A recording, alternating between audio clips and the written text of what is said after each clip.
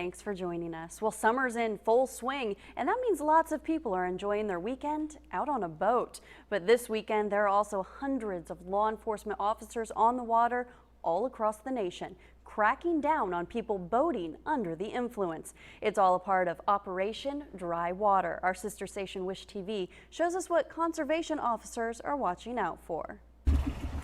Keep safe. Oh yeah. Conservation Officer Mark Baker is loading up, ready to crack down on boaters who may have reached into their cooler one too many times.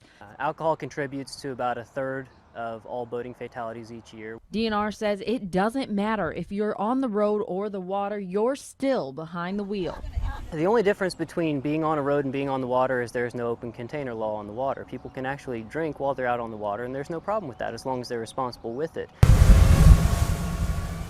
We made our way to a cove where teens like to kick back. We do have to contend with the underage drinking a little bit back in there. Baker says his boat's presence generally does the work for him, and most trips to the cove are proactive measures.